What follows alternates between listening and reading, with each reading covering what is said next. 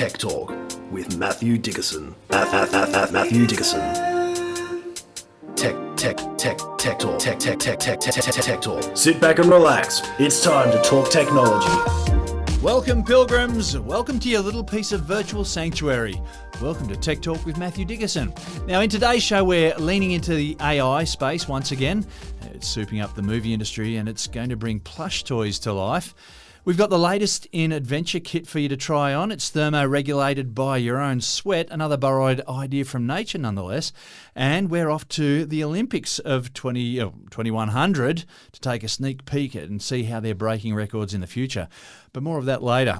First, here's the man of the moment, Matthew Dickerson. Welcome to the microphone, Matt. Thank you very much. Now, I was reminded this week that your kids are progressive, typically. They're full of new ideas, they're innovative. We've tried to raise them, right? That's right.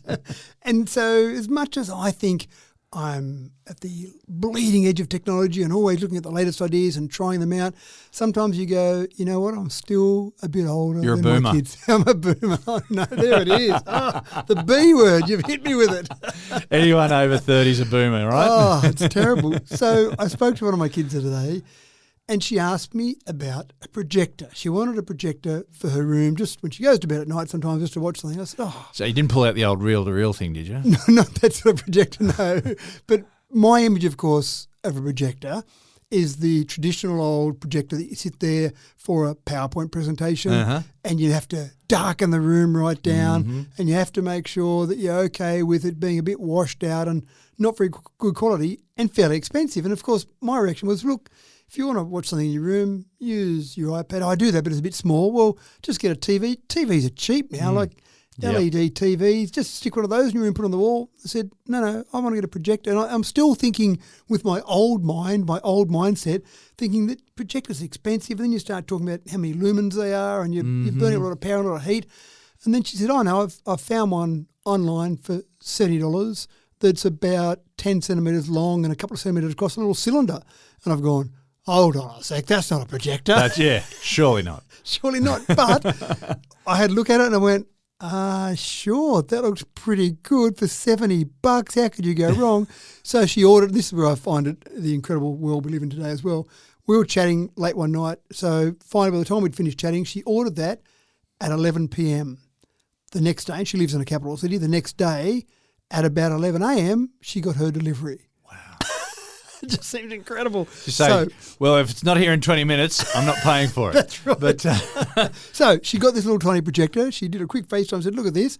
And then, of course, she said, well, forget about showing it on a wall. She mounted it next to her bed head. And so she now lays on her back and on the ceiling is the projected image. You don't want to have to strain your neck or anything. That's it.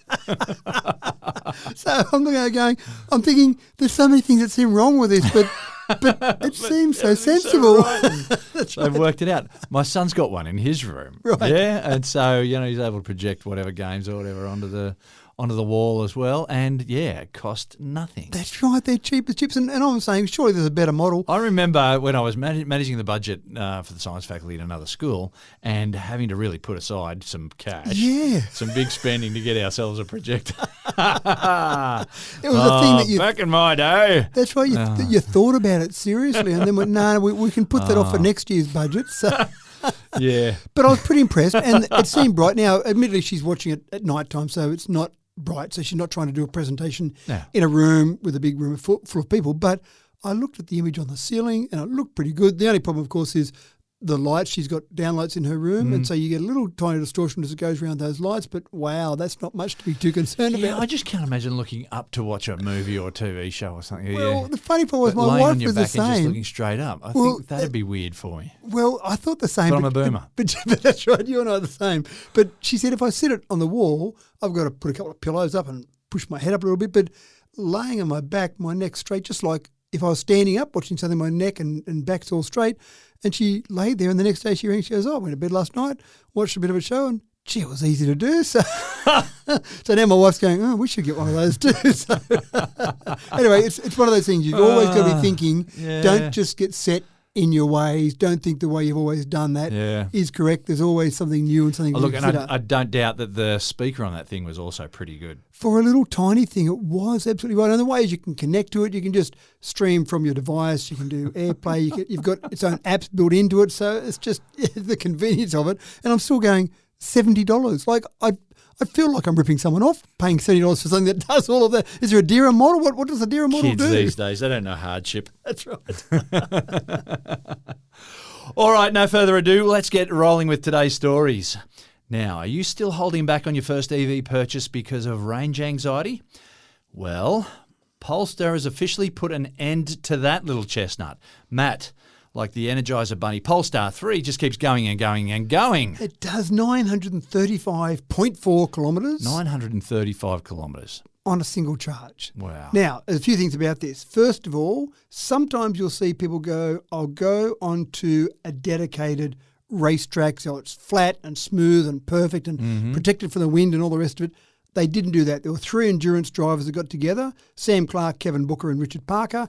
I assume probably sponsored by Polestar, but that's not disclosed as such. But they said, we're going to drive it around the streets of England and use it in a normal world environment. Now, when I say normal world environment, the one thing they did do, which I think helped significantly, was they averaged 40 kilometres an hour during the journey. Now, if you're driving in city traffic, that's probably not that big a deal. Yeah.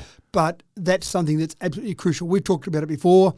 If you double your speed, you quadruple your air resistance, even going from 90 kilometres an hour. So you're just on the outskirts of a town, 90, you get to the outskirts and then onto the highway in many places in Australia, 110 is the speed limit. Going from 90 to 110 increases your wind resistance by 49.4%. So let's call it 50%. So that makes a difference. So going at 40 kilometres an hour is obviously going to be dramatically better. We've got a measurement for distance here. So I think 935 kilometres is okay for most people, but they also then compared it to a London to Edinburgh drive, which doesn't help me at all. I know where London is. I've been to London. I know Edinburgh's outside of London. How far is it? Well, presumably less than 935 kilometres. I don't know how far, so it doesn't really help me, that one. So we're not going to use that as an SI unit. But I'm still thinking if you're on the open road and you're doing 110, the difference between 935 or whatever kilometres and what you'll actually travel is probably, you're going to get at least 400 or 500. Well, and this is the thing. So if you then look at the WLTP standard versus the NEDC standard versus the EPA range, they're all different. I've got no idea what those letters are, but thank you for explaining. Well, I'm going to go through, and I'm a bit disappointed. You've heard me say it before, if you're serious about putting some letters together, don't just go for an initialism, go for an acronym. I know you're serious if you've got an acronym. I've thought about it. That's right. Initialism, you've just chucked some words together and gone, the initials of that. And the WLTP standard doesn't even work because it says, or what it stands for is Worldwide Harmonised Light Vehicles Test Procedure. Hold on, there's 6 words there, and there's WLTP. And there's no H in there. There's no the H. second word was harmonised. So worldwide harmonised, WHLVTP, it should be, well, that's hopeless, isn't it? That's just terrible. No. But that's the current standard, is the WLTP standard. The NEDC standard was the previous standard, and America uses the EPA range, so that's obviously the Environmental Protection Agency. I'll let them off for that one. That's been around for a while, the EPA. Okay. Now, NEDC used to be the European driving cycle. That's kind of dead now. What they've done with that is they've said the WLTP is better because for a few reasons they get a more realistic range. So, for example, they test it over a 23-kilometre test rather than the NEDC used to be 11 kilometres, so you're getting it a bit further. They also do more accelerating, more braking, and they take the car up to 131 kilometres an hour, which seems a bit irrelevant in Australia, but certainly in some places with an autobahn, for example, that might be very relevant. So they say that you're going to get a more realistic range out of the WLTP. So let's focus on that for a moment. On the WLTP standard for the Polestar 3, they rated it 704 kilometres. So not too bad. That's much better than what I estimated. That's right. But I think you'd be spot on if you said, hey, let's get on the open road and drive across the Nullarbor, for example, in Australia, and let's do 110 kilometres an hour.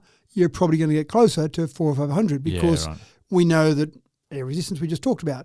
But the other thing, of course, is temperature. And I haven't delved into it enough to see if WLTP looks at a specific temperature. So it says at 20 degrees Celsius, we conduct these tests and that's it. I imagine they would have to because we know that EVs change dramatically from 20 degrees Celsius, say, to 0 degrees Celsius. That makes a big difference to the range. But you're right. All of that having been said, the bottom line is EV range is getting better. That's a very complicated, long way of saying EV range is getting better. It's just, and we expected it to, didn't we? Well, it seems bleedingly obvious. Car manufacturers are not going to go, oh, well, we seem to get 400K. That'll do you a lot. Just be happy. Technology's hit its ceiling. We can't go any better than that. It's impossible. That's right. So why would we try? Now, the EPA range on that same 704 is 563 kilometres. And the EPA range typically is more highway component of the test, so they typically are a bit lower. And maybe you would say that's a realistic range on the highway as well. Again, even if you're on the highway, you're probably not getting to 110, staying there the whole time.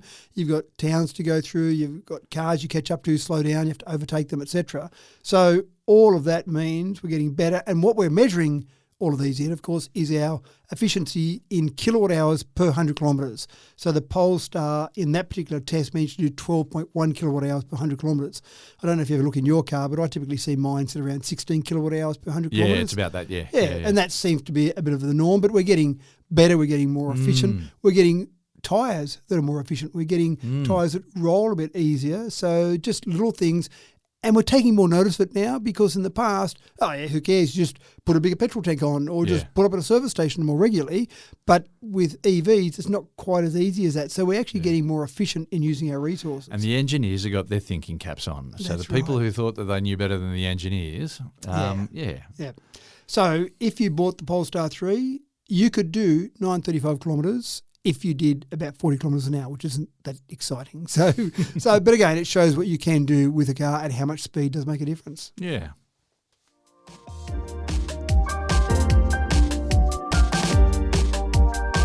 All right, moving on to some more developments on the EV front, this time from the VW camp. Now, one clever option in the EV world is the ability to upgrade by just clicking a button from an app on your phone. Now, this happens in a lot of different EV models, but, Matt, VW ID3s now have the ability to power up with a simple touch of a button. It does sound like a game, doesn't it? Power up. Run over this, press this button. Upgrade. I want a better car, so I'm just going to press a button on my phone. That's right, and it'll pay cost a bit you, for it. Yeah, that's right. So in this case, extra power will cost you £16.50 per month to have a bit of extra power. So it's a subscription rate. It's not a one-off. Subscription rate, yeah, that's right. Okay. Now, they do offer a one-off, but I think the idea here is I'm driving my car into work in congested traffic. I'm living in London, for example, and it's all very congested. I managed to do 20 or 30 kilometres an hour. I really don't need to be able to accelerate faster from one set of traffic lights to the next. But, wait up, I'm going across to Europe for a bit of a holiday. I'm going through some Alps. I'm going through some hills. I wouldn't mind a bit of extra power. I'll just power up, as you say. For a month? For a month. Pay £16.50. That's nothing to get a bit of extra performance. Yeah, wow. And what it gives you is you'll take this particular model from 148 kilowatts to 168 kilowatts. That's a reasonable boost. And you'll go from 265 newton metres of torque up to 310. So both of those sound like they make a bit of difference. So that's not too bad. Yeah. The idea here is how can I, as a car manufacturer, make my ticket price more attractive? We've always seen that ticket price competition, $19,990, drive away, whatever it might be. So if you can add features on with a subscription, then it does two things. It makes my ticket price more attractive, but also, as a car manufacturer, in the past, I got a hit with a sale and then, nothing. So then they come up with servicing. Make sure you do a genuine service. Otherwise, you won't have warranty on that car. So I got a bit of a hit, but I was still relying on you, the consumer, to bring it in for services at regular intervals to get a bit of ongoing revenue. So the subscription model might be there. And we've talked about it before where BMW trial, I'm not sure if they're still doing it, but I remember we did the story on heated seats. They actually said it's cheaper, more efficient for us to manufacture the same seat for every vehicle. But we know that car manufacturers charge a lot of money for add-ons that we know don't cost that much. Yeah. If you want heated seats in a car, normally you might pay $1,000 for that extra option, or heated steering wheel, $1,000. You know that it probably costs them $20 extra to put it on. But with this model, they said, we'll just manufacture every BMW with the same seat. And if you want the extra option, just turn it on with a subscription. Again, winter, turn it on. Summer, leave it off. Save us some money. Mercedes-Benz tried a bit with the performance as well, a bit like VW have done. Well, we got offered one Christmas, a couple of Christmases ago, to have a free trial of the autopilot feature for our Tesla. Yeah, there you go. Yeah, I didn't take it, just in case I liked it so much that I went to buy it. And it was expensive to actually buy, but yeah. And how many features there? What sort of base model could you buy? Let's say we've got a model, no radio, no air conditioning, less power, a whole range of different options, and make the car really cheap. Yep. And then knowing that most people go, oh, gee, I wouldn't mind a bit of air conditioning. I'll flick that option on, and before you know it, you've paid a bit more for it all. So that's certainly an option. The other thing that I think is interesting about this whole concept is that the performance doesn't affect the range. And of course, naturally, we would think that. You would think, oh, you've got more performance, then surely that's going to affect the range. But that's old petrol thinking. That's old internal combustion engine. And I remember when I bought my first Tesla, and that's not long after that was when they introduced the go slow mode. So if you remember, cars were high performance and some people complained to Tesla going, it's too powerful. So they introduced a snail mode or a slow mode, which basically cut the power in half. And I remember talking to the salesman when that came out, and I said, oh, that'll give me extra range. He went, no, it doesn't. I'm thinking, hold on, if I accelerate harder in my petrol car, then that's going to use more petrol. Surely that's going to work. But then I thought, no, it's not the same. You're not squirting a bunch of petrol into a cylinder and wasting it.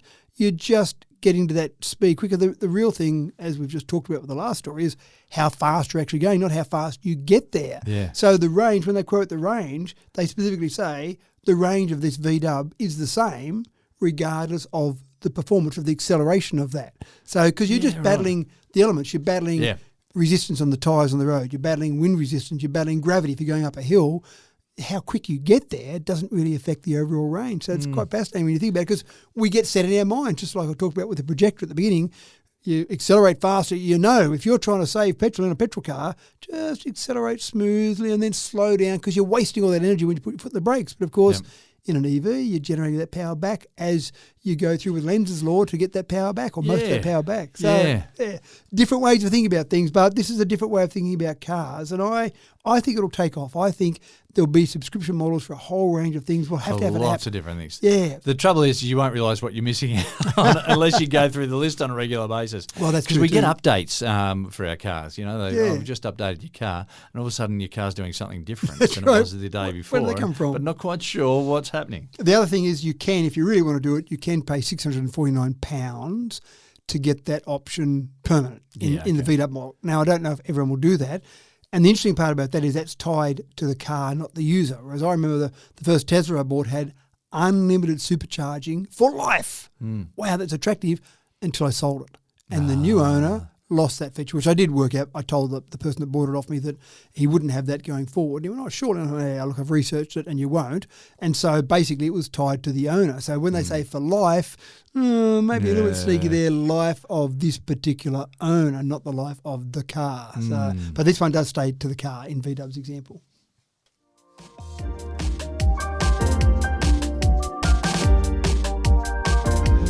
Fans of foreign films will be pleased to hear that the production of films made in languages other than English will now be much smoother process. Now, that means for the movie makers a much greater access to a much broader audience. And no surprises, it's all down to the help of AI, Matt. And I want to talk about something that you're probably too young to remember, James. Oh. Let me see about that. There's a show that was on ABC. I think it probably started around 81, 82 in my very first year of high school. I'm sure I remember this particular show. And the dubbing was so bad that we were all glued to our sets on ABC TV at 6 o'clock every night. You're talking about Monkey Magic. I am.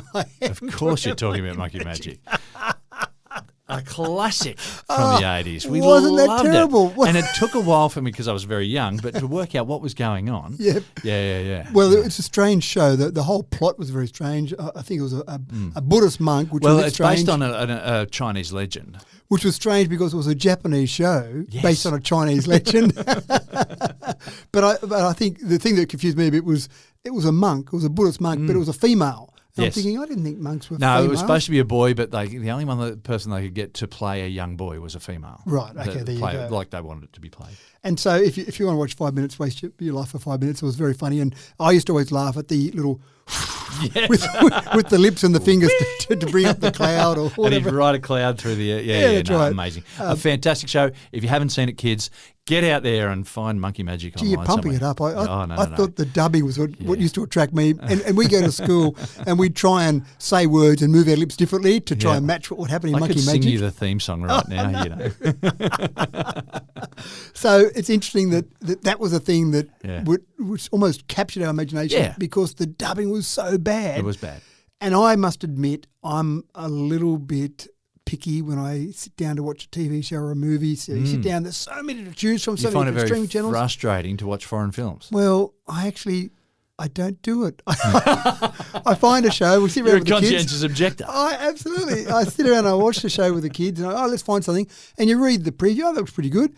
And you either watch the preview then or you start watching it, and as soon as I go, hold on, the dubbing, the lips don't match, let's give up on this. Are you okay with subtitles? Well, I am, but it's still just so distracting watching the lips that are different and the emotion. And then if you put subtitles on, you read the English subtitles and the words that are spoken are the same intent sometimes, but you can see they're different. They're different. The sentence is structured differently. You go, no, it's not good enough. So I just go to something else. So you still haven't seen Crouching Tiger, Hidden Dragon, have you? All of the ones that are foreign made and that are dubbed, I give up. I'm almost sad to admit it, but I give up on them. Enough. Until now, because we've now got this concept, and I'm going to call it vubbing. I don't know if anyone else calls it vubbing. I'm going to call it vubbing, visual dubbing. So the first film to come out with this is a Swedish sci-fi film called Watch the Skies, and they used a tool called Deep Editor, which obviously is better than an editor because it's deep in what it does. Yeah, right. And what it does is a couple of things. First of all, they still use actors to do the voice. So great, we're not taking actors away from their jobs. But then they actually manipulate the faces of the actors. Match Absolutely. The words. Yes. So when you watch it, you don't know you're watching a dub film. They released this film in 110 theatres across the US, and they interviewed people as they came out. What did you think of that? Blah, blah. Did you know that was a foreign film? No, it was done in English. Well, it wasn't, but the people watching it thought it was done in English. Now, this makes me think of a cartoon that was made in the 60s where it was a cartoon, but the mouth part was actually filmed. So it was a real mouth. Right. That was put over the top of a cartoon, and it just looked weird. Just really weird. Yeah. Well, anyway, but no, this is all AI. This Vubbing. is all AI. So vubbing, I'm going to call it anyway. Yeah, so visual dubbing. You heard it here first, right? Thank you. Yeah, that's right. Wherever you hear that now, we've got copyright on it. So basically, face detection, 3D tracking, generative AI with voice acting. So real voice actors combine that all together, and you get that. Now, there's a gentleman named Scott Mann who came up with this idea. His frustration was that you got conventional dubbing, basically just looked out of sync like we used to see in Monkey Magic. So you'd watch it, you'd get voice actors, and obviously if you're saying words in different language, the lips are just not going to match up. And you also got some phrases that are very short in some languages, but in English you have to spell it out a little bit more. I worry about that whenever I've got a translator doing work with me when we're dealing with overseas people, and I'll say something really long and they'll say 3 words and you go, are you sure you got all that? You sure you didn't insult me when you said something there, or vice versa? I didn't quite catch that. So one of the things is that I think that's important here is that it's really trying to say, let's get a lot of these foreign made films in the English language countries, because it seems to work okay the other way. I think people that come from or live in a non-English speaking country seem to be okay with dub films or with subtitled films because maybe they've grown up with it, and maybe it's a bit of that arrogance from me living in an English speaking country that I don't want to have to put up with that, because so many more films are made English speaking, obviously. So this is a way to get some of these great films that have been made in various countries around the world and bring them into English speaking nations. So I think the idea is fantastic. Again, it's one of those things where someone was frustrated by something, someone had a problem and went, you know what, we can solve that. Now, Scott Mann's taken 5 years to solve this problem, but now I think it's going to catch on. The ability he's got, because how many streaming services out there that want more content? That's their biggest problem is we need more content. How do we get more content? Well, we've got all these foreign made films. Some of those have been huge hits overseas. Well, maybe we should use those, but they've been reluctant to bring those to English-speaking nations because they know the reluctance. And you won't be able to tell that it's a foreign film. That's exactly the point. You won't be able Just to tell. like people won't be able to tell that we actually record this in Thai and then dub it back over later on. That's right. This is done in non-English speaking. It's done in James and Matthew speak, and then dubbed over. So keep an eye out for that. That first film. It's not available on any streaming services yet, but it will be. Watch the Sky, Swedish sci-fi film, but you see more and more, and you'd almost have to look in the credits at the end to see if Deep Editor, or I'm sure they'll have competitors, will have played some part in bringing that film to life.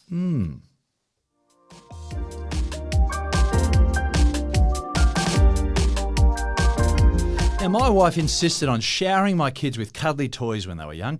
Now, I was never against them having one or two, but hey, look, I loved my panda teddy when I was 3 years old.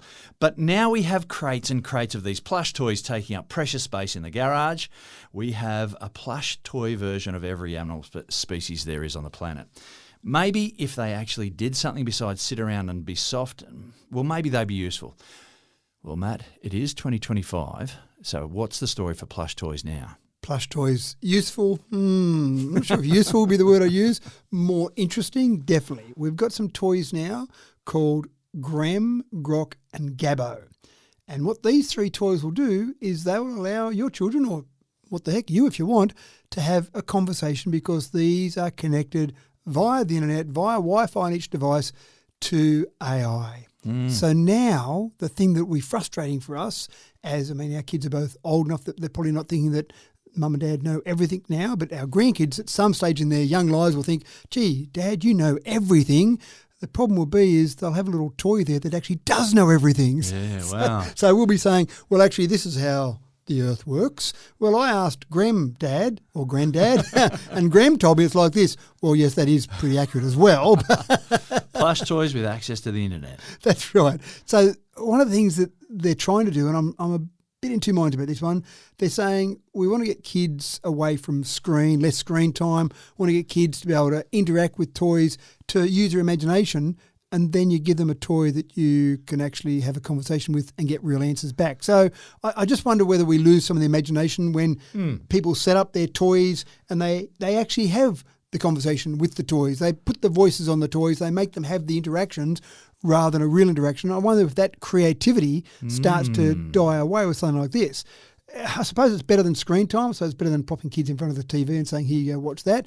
Go and play with your toys. And of course, you're pretty comfortable in knowing they're G-rated. So if they start saying, how are babies made? You're probably not going to get realistic answers. That might be where go and ask Granddad that one.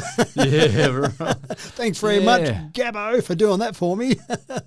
So I think the idea is interesting, but I would just like to see it in practice and see how much kids interact with these and almost start to get the stage where they don't have an imaginary friend anymore.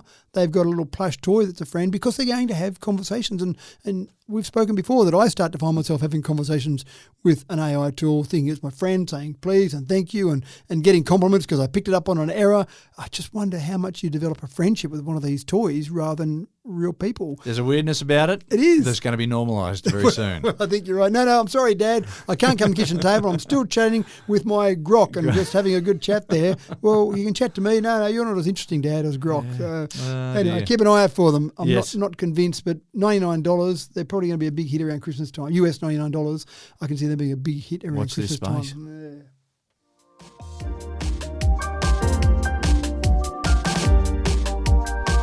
Now, Moore's Law says that microchips double in power and reduce in size and cost and efficiency every 2 years. Well, for those of you who use the SSDs, that's solid-state drives for the non-initiated, things just got a bit ridiculous, Matt. They did, and we've been pretty comfortable with SD cards and micro SD cards as a way to store data. USB was fine. You plug that in and it was okay for speed and you transfer some files. But and they seem to get smaller and smaller, those USBs. They do, but they're still relying on the USB port. Yeah, that's right. And we've got USB-C now as well, so you can use that.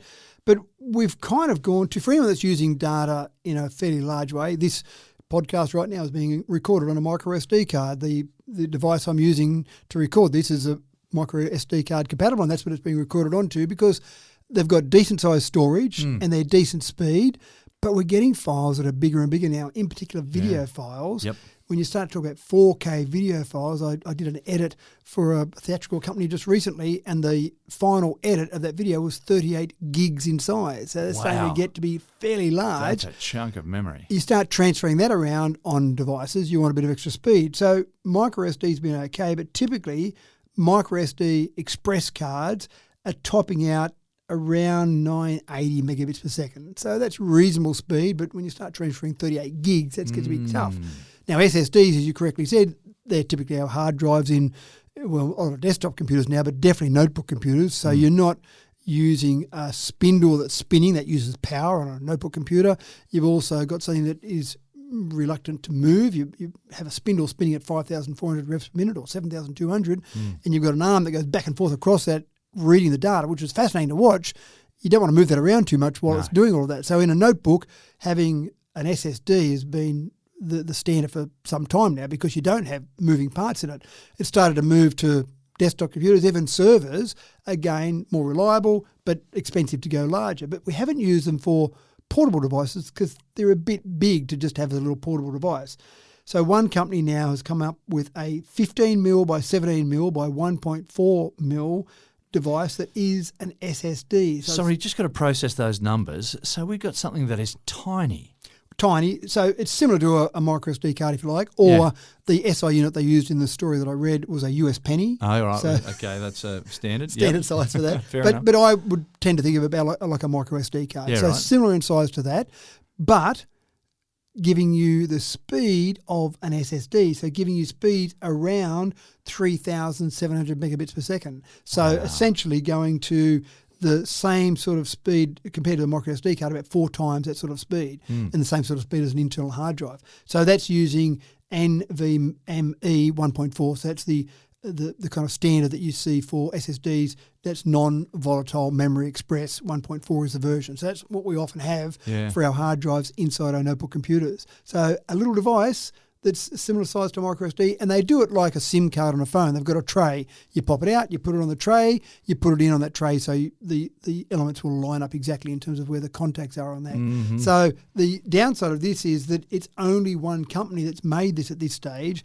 We need it to be an industry standard. But often that's our industry standard start. You'll get someone who comes up with something, proprietary format, and then someone else says, gee, I wouldn't mind using that as well. Sure, pay me a license fee. Let's have a collaboration of a range of different IT companies and let's come up with a standard, and then you've got everyone using it. So you've got different notebook manufacturers, different devices, different cards, etc. So it's pretty exciting for anyone that uses large files and needs to transfer those files around from time to time. The thing that worries me though is when they're tiny little, they're easily lost, right? So, and this, it's storing so much data that you don't want to lose that. No, you don't. It's a good point. And they are made... At least when they're big, you can go looking through your cupboard, there it is, I can find it easily. But That's when right. someone puts something on top of a penny, Yep. it's easy to lose. And they're made to be robust, so they're IP68 rated for dust and water resistance, so that's pretty impressive. They can survive a fall from 3 metres, but I think they can survive a fall from a much higher height, but 3 metres they're rated You at. want to test it? Yeah, that's right. So, again, they're made to be pretty robust, but they need some sort of tracker on them, don't they? That's right.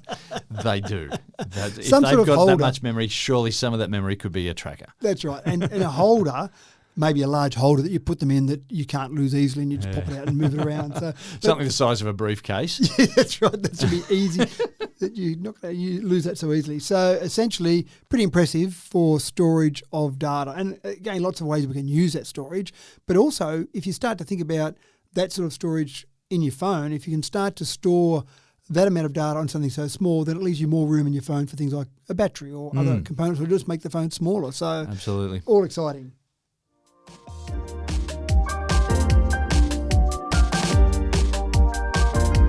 For the outdoorsy types, it's been a while since something truly revolutionary hit the stores. Now, I remember when Gore-Tex super dry jackets took off in the 90s and how big they were then. Well, we keep saying that there is big money in material science, and there's a new material to get your hands on here, made from Bacterial-Cellulose, no less, that changes its thermoregulation when you get sweat on it. Matt, this is a big one for the adventure seekers. I like how you roll that out. We keep saying material science. James Eddy, quote, 2020. So I attribute that quote to you. Whenever I say that, I say, James Eddy says, the future is material science. The trick is to find something people need and then suggest to them that they need it and then prove to them that they need it. That's right. And then produce enough of them that you make money out of it. So bacterial-cellulose membranes, that's the next thing to have. And I think this is right up my alley. When I go for a bike ride early in the morning, I put a nice warm jacket on. Yeah. But I don't ride for very long before I get a bit sweaty, and then I've got to unzip or sometimes even take off the jacket, which is all a bit annoying. I'd rather just some sort of jacket that changed its thermal properties as I rode. Surely I'm not asking for too much. Well, not anymore. Not anymore. In the past I would have, but this particular membrane varies in thickness from 13 millimetres down to 2 millimetres when it becomes moist. So that's fairly dramatic. It shrinks when it becomes moist. That's right, and moist from our sweat, so you don't need to go out in the rain. So we think of sponges, and sponges expand, and there's no surprises there. Yeah. But this shrinks when it gets moist. Pretty cool. I think it's amazing. It is. So it basically enhances the thermal regulation capability by 82.8% compared to a normal textile. So you get wet, you sweat. So my example, I'm out riding my bike, I get sweaty and it actually gets thinner and lets more air flow through. I can lose some of that heat easier. I don't need to unzip or take my jacket off. I just let the actual material itself regulate the heat. Again, it is stealing an idea from nature because kind of that's what we do. We sweat. We don't shrink as such, but we sweat and that helps us cool down. But in this case, the sweat is actually letting the jacket itself change its properties. So, I'm quite fascinated by that, and then start to think about all the different applications you might have for that where you can regulate heat. Forget a jacket that we wear. Maybe you could regulate the heat in some properties on a house or on a vehicle or a whole range of other things. Now, I'm not saying they sweat, but if you've got a material that can change that much from moisture, how else can you regulate the temperature of the material? So it's quite fascinating. Amazing. They've got some more testing to do. They've got to test how many cycles. They've tested for 200 shape-changing cycles so far. It seems to have worked so far for 200, but you want your jacket to go more than 200. You want 1,000, 2,000, so they've got to do that. They've got to see how long it remains stable, so 12 hours per cycle at this stage. They seem to be able to do that, and really want to test it in extreme cold and very humid conditions, because if in a humid area, how much does that moisture absorb into it and change the shape compared to my sweat? How much moisture does it need to do that? So a bit of testing to go, but at this stage, quite fascinating where we're headed with some of these materials.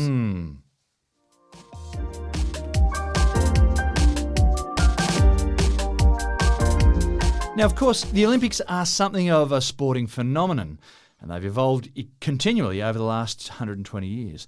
The first Paralympics, they were held in 1960. They're now a standard chapter in the Olympic tradition. Now, having tried to stave off professional competition for the longest time, the grip on amateur competition became impossible to hold off after 1992 at Barcelona, when basketballs officially busted the seal. Well, the next step in evolution, Matt, is now time for robots to take their marks at the starting line. The World Humanoid Robot Games were just held in the middle of August. 500 humanoid robots, 280 teams competed, 26 different disciplines, 530 different matches. Wow. And they had things like running races, soccer or football to those living in Europe, kickboxing, gymnastics, table tennis, long jump. People paid money to go along and watch that. They had them in some Olympic stadiums. They had them in the National Stadium and the National Speed Skating Oval. So they were taking advantage of the concept of the Olympics. They couldn't call them the Olympics, of course. That's a trademark name. But they were leaning into that and calling them the World Humanoid Games, Robot Games. And people paid up to $81 to sit in the stands and watch. So I reckon it's worth the ticket price just to see the ones that fail. Well, yeah, you get them at the starting line and you get two or three that tear off and another one that runs off into the stands and injures a couple of spectators. You know, that sort of stuff, that's what you pay your money for. So you don't want front row seats is what you're saying? No, you want some other people you want to be in up front in one of the higher levels, yeah, for sure, just in case one explodes. Well, funnily enough, that's what people did see. They saw collapses, they saw face plants, they saw balance failures. So even when robots face plant, that's funny. That's right. They said at the end of it all that the winner, the overall winner, seemed to be gravity. Gravity seemed to do better than most of the robots. But I'm reminded of Thomas Edison when he was trying to get the light bulb right, when they were trying to get a light bulb that lasted more than a few seconds. And a journalist at one stage said, well, Mr. Edison, you've failed. And he said, I haven't failed. I've found 10,000 ways that I know now don't work. That's right. So I think this is where we're headed with robots, even though it looks quite amusing. And even the winner, for example, of the 1,500 metre race did it in 6 minutes and 36 seconds. And I went, you know what? I remember when my kids were doing little athletics, they were all cracking under the 6 minutes.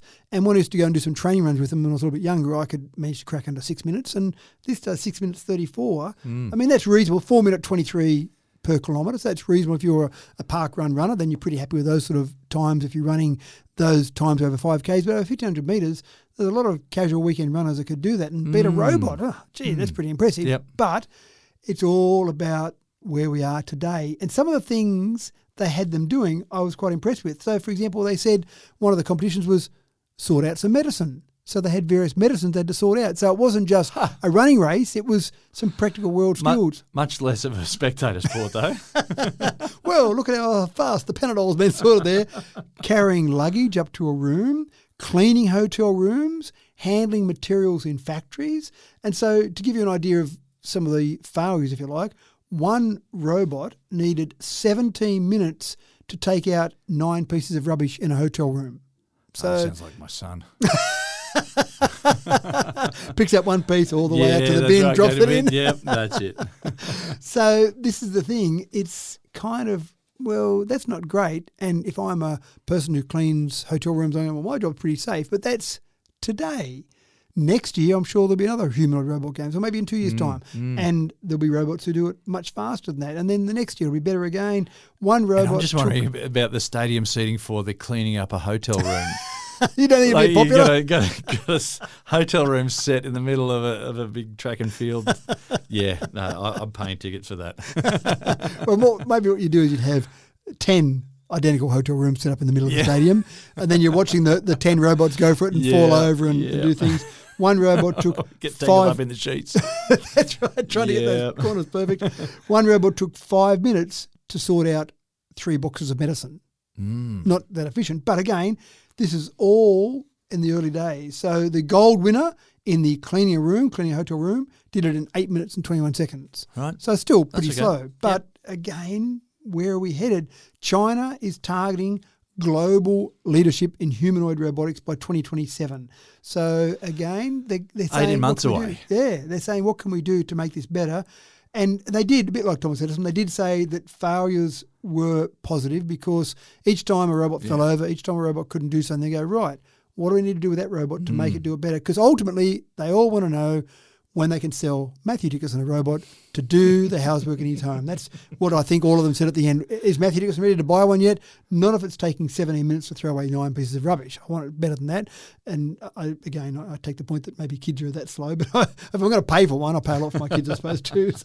So we're probably a few years away from getting that point, but at least we're going down the path of trying to get better at it. So maybe next time I might duck over to China and have a look at the humanoid robot games.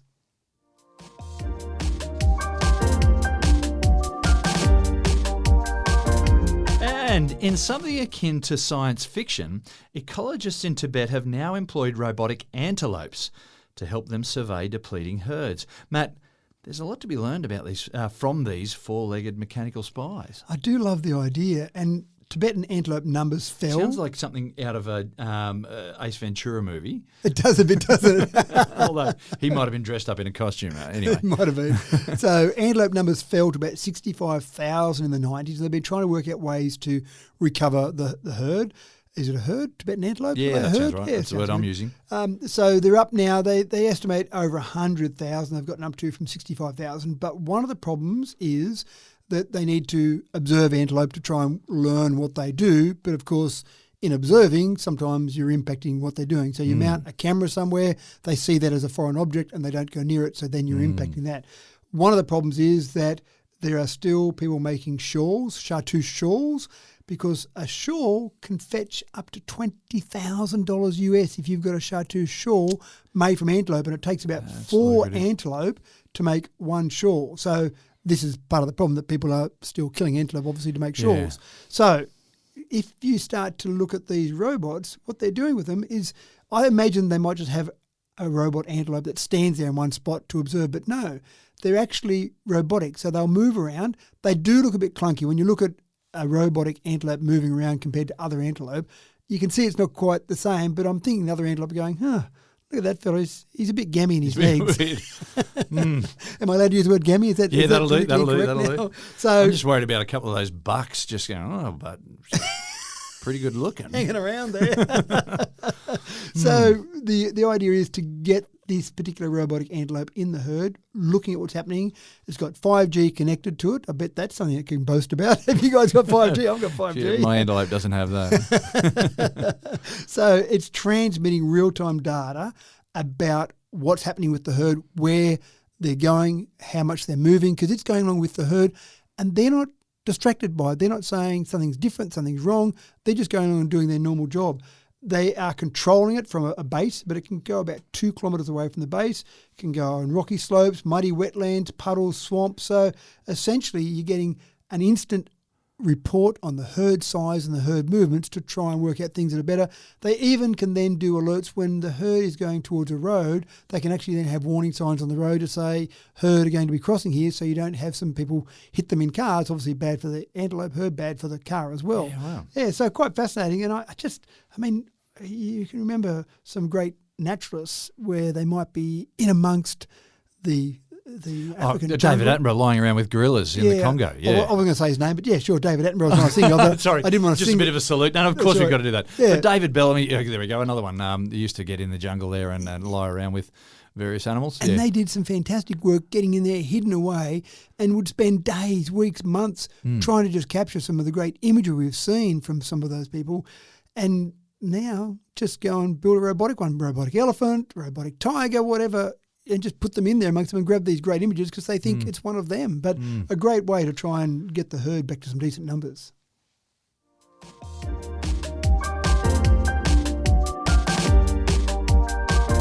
An emergent material on the renewable energy scene is the black metal of solar thermoelectric generators. Now, have you heard of those yet?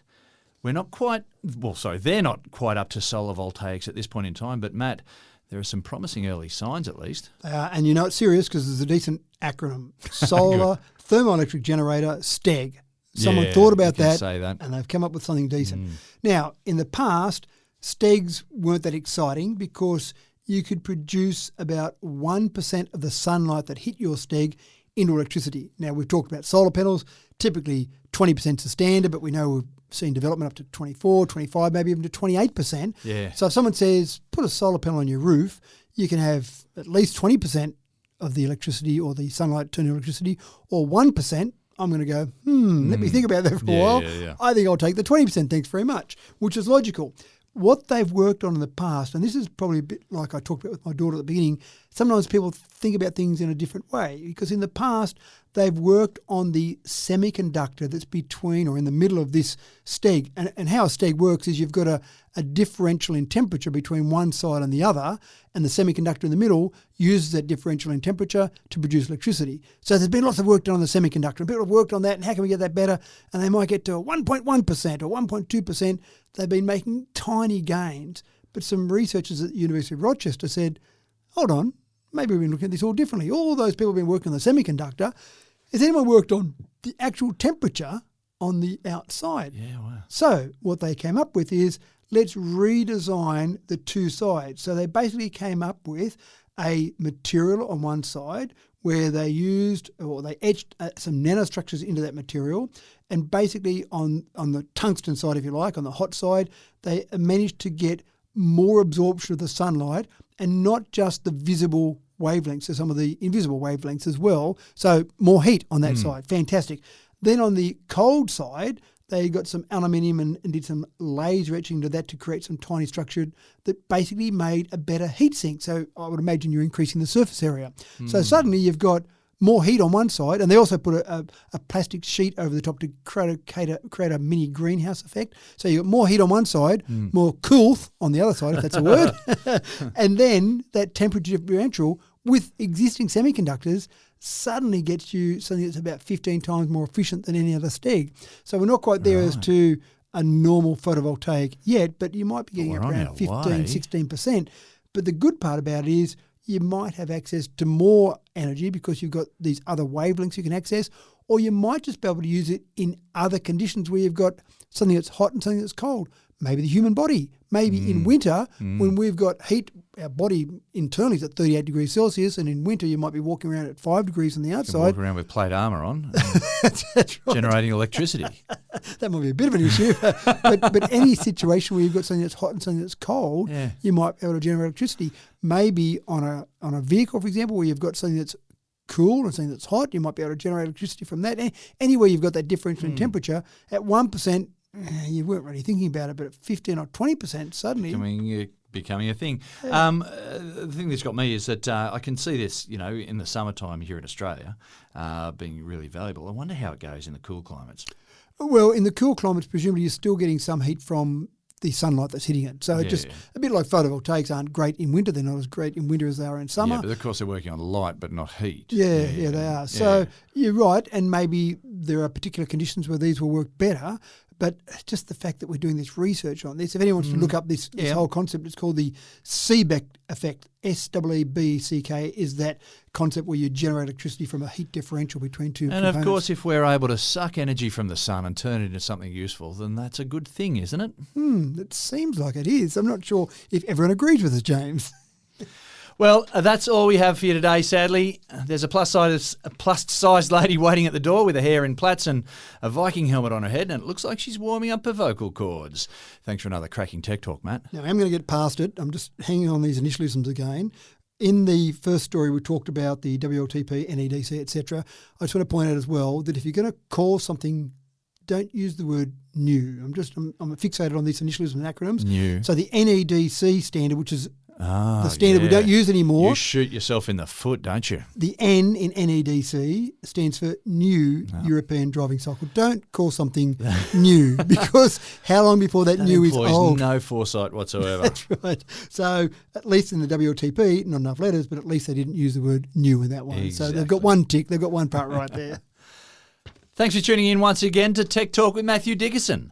Tech Talk is brought to you by the power of fresh air and sunshine, and the miracle, of course, of fibre optics and Wi-Fi and all the good things that come with the modern age. I'm your host, James Eddy, bidding you a happy and productive week ahead and looking forward to our next chance to meet up in a week's time.